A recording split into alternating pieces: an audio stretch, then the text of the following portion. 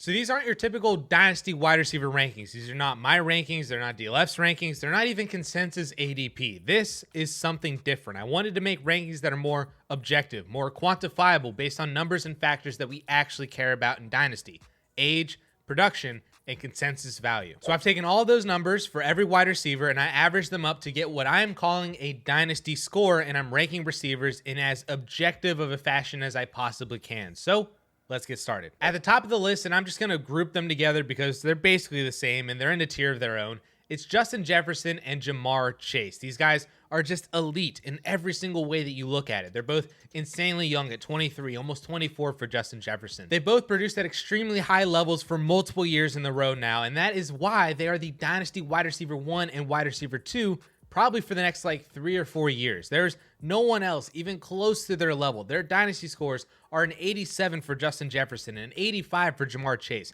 No one else is even above a 77. That's how far away they are from the rest of the league. If you have one of these guys, you're set. If you somehow have both, congrats on winning just a lot of championships this entire rest of this decade. So now we get to wide receiver 3, and based on the scores in a tier of his own here too, it's CeeDee Lamb. Now Lamb is actually the wide receiver 4 in May ADP behind AJ Brown, but Lamb gets the nod here in this methodology almost strictly due to age, since he is almost 2 years, we'll say a year and a half younger than AJ Brown. And that difference matters when you're splitting hairs here at the top. Lamb is fantastic. He proved that he can become the receiver that we all thought he could be last year as the alpha wide receiver 1 for the Cowboys, hauling in 107 passes for almost 1,400 yards and 9 touchdowns. He is just such a good wide receiver. He's paired with Dak Prescott for the foreseeable future. There is no real competition for targets on this team. Also, I get that Brandon Cooks is a solid wide receiver too, but he's not going to steal a bunch of targets from CeeDee Lamb, just like Adam Thielen didn't steal targets from Justin Jefferson. So CeeDee Lamb, Dynasty wide receiver 3 in a tier of his own behind Justin Jefferson and Ja'Marr Chase. All right, this is where things start getting interesting, as the wide receiver 4 through wide receiver 8 are all in the same tier of just young stud wide receivers. So we'll start with Amon-Ra St. Brown as the wide receiver 4 at the top of this tier, despite being the wide receiver 8 in May ADP. Amon-Ra is just a good wide receiver. There's really no way else to put it. He proved that the end of his rookie season production was not a fluke and that he is just a target hog for the Lions offense. He's averaging 15 fantasy points per game over his 2 seasons in the league, and he's 23 and a half years old. What more do you want from a Dynasty wide receiver? I get that there are maybe concerns about Jameson Williams coming in, potentially taking over as the wide receiver 1, or maybe Jahmyr Gibbs now getting targets out of the backfield, but honestly, none of that matters to me in how I view Amon-Ra for Dynasty. Williams is suspended for 6 games in 2023, and I'm honestly still not even convinced that he's more than like a wide receiver 2 in the NFL. TJ Hawkinson was actually averaging 7 targets a game with Detroit over the last 2 years, while Amon-Ra was doing his thing for a lot of that time. So even if Williams is seeing that kind of volume, 100 plus targets a season, he shouldn't really cut into Amon-Ra's 140 plus targets. And then Jahmyr Gibbs, well, he's just replacing DeAndre Swift, which, say what you will about him, but Swift saw 70 targets in 14 games last year.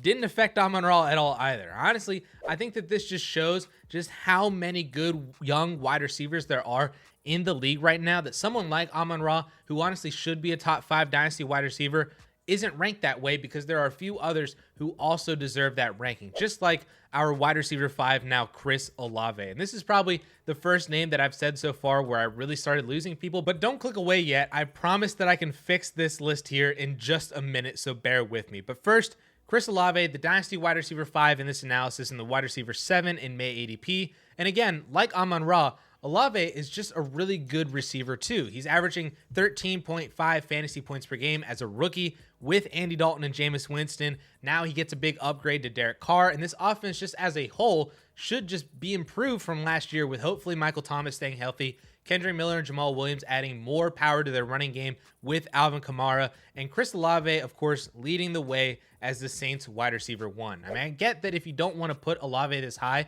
because you prefer other guys who are just a little bit more proven, a little bit more productive, even if they are a year or two older, I get if that's how you view it. And I don't necessarily disagree. Just remember that all of these guys are in the same tier here, down to wide receiver 8, so you'll hear no arguments from me whatsoever. But let's move to wide receiver 6. We get to AJ Brown, the elite alpha wide receiver 1 from Philadelphia, averaging over 16 fantasy points per game over the last 2 seasons, and that's including 2021 with the Tennessee Titans.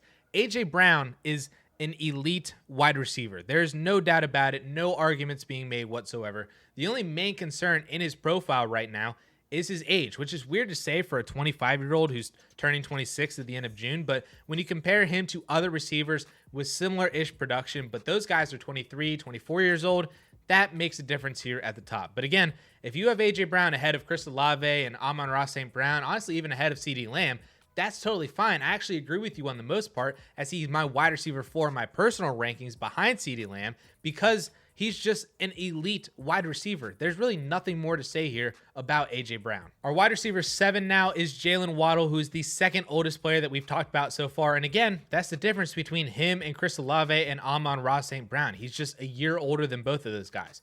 But Waddle is also the first player so far that isn't the wide receiver 1 on his team. Tyreek Hill is, and I could understand if that's a cause for concern for some people, but it just really isn't for me. Waddle finished as the wide receiver 8 last year across from Tyreek Hill with 75 receptions for almost 1,400 yards and 8 touchdowns. He had basically the same number of yards and touchdowns as CeeDee Lamb, just on 30 fewer receptions. So yeah, while he is the wide receiver 2 on his team, he is still extremely talented and sees a target share of a wide receiver 1 still in Miami, and nothing is really going to change that. All right, now we get to Garrett Wilson at wide receiver 8. And before y'all go to the comments to immediately roast me or this methodology, hear me out for just 30 more seconds. The only reason why Garrett Wilson is down at wide receiver 8 is because of his 12.8 fantasy points per game as a rookie, which is actually the second lowest among all receivers in the top 12 of this ranking. Now, of course, there's some nuance to that because the 12.8 points per game includes the games with Zach Wilson as his quarterback where he was just not getting targets, he was not scoring touchdowns, really just not doing much of anything because he had Zach Wilson at quarterback. But if we were to plug in his 17 points per game that he averaged with Joe Flacco and Mike White into this system, then he would be the Dynasty wide receiver 3 in this ranking, actually in the same tier as Justin Jefferson and Jamar Chase. He was that good without Zach Wilson, and he's only 22 years old, about to turn 23.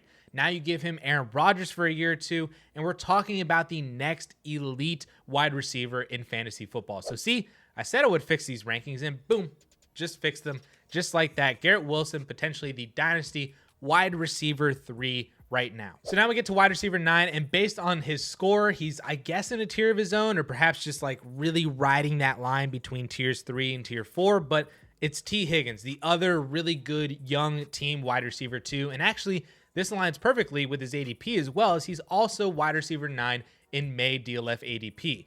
Higgins being ranked here and also ranked as like the separator between these two tiers just makes complete sense to me. He's not good enough production-wise to enter the next tier with Jaylen Waddle, A.J. Brown, Amon-Ra, or doesn't have the wide receiver 1 upside like Garrett Wilson or even Chris Olave, but he's also more productive or more proven than Drake London, Devonta Smith, DK Metcalf at similar ages, or a lot younger than the older vets like Stefon Diggs, Tyreek Hill, Cooper Kupp, Devontae Adams, that group of guys. So this ranking to me just makes perfect sense. I will honestly say that I don't think I would be totally comfortable with Higgins as my wide receiver 1, but if he is your wide receiver 2, I think you're in fantastic shape at the wide receiver position for Dynasty. Wide receiver 10 now is the aforementioned Drake London, and when I said that Garrett Wilson had the second lowest points per game of this top 12 ranking, Drake London has the lowest at 10.8 points per game. But this ranking is a pedigree and a talent over situation thing. We are talking about a top 10 NFL pick who saw a massive target share last year on a run-first offense and is the undisputed wide receiver 1 on his team. He's just in a really rough situation right now to really break out for fantasy. I do honestly think that he's overvalued here, though, at wide receiver 10. I would have a few guys behind him in this same tier, all ranked above him, but I do really love Drake London, and I'm very optimistic about his future as a potential elite Dynasty wide receiver. Wide receiver 11 is now the first quote-unquote old guy with Stefon Diggs, and to be honest, I think that you can just replace him with either Tyreek Hill or Cooper Kupp,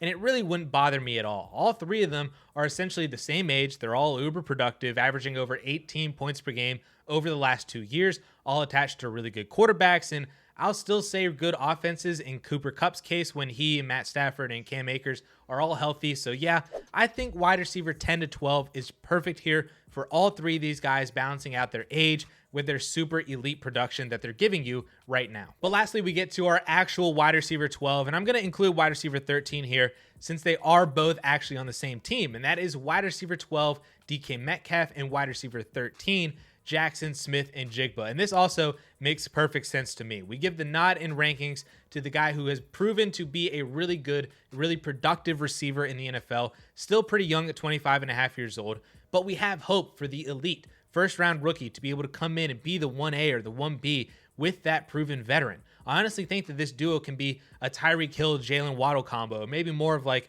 a Mike Evans, Chris Godwin combo, where the offense is just hyper funneled through the two, and they're seeing 120, 130 plus targets in a season, with JSN as the PPR guy hauling in over 100 receptions every year for like 11 to 1,200 yards, 7-8 touchdowns maybe, and DK Metcalf is that big splash play guy who's at like 80 for 1,309. That's the upside that I see in this offense with these two leading the way. Honestly, wouldn't be surprised at all if JSN ends up as a top 7 wide receiver by this time next year, while Metcalf is still a back-end wide receiver 1, just like he is right here. And I think that they're both actually somewhat underrated, and I think that their trade values are less than where they are both in ADP and in this ranking. So I'd be trying to buy either if you can at a discount. And then to read off the rest of the top 24, Tyreek Hill and Cooper Kupp were wide receivers 13 and 14. And then it goes Deebo Samuel, Devonta Smith, Devontae Adams, Chris Godwin, Jordan Addison, Christian Watson, Michael Pittman, Quentin Johnston,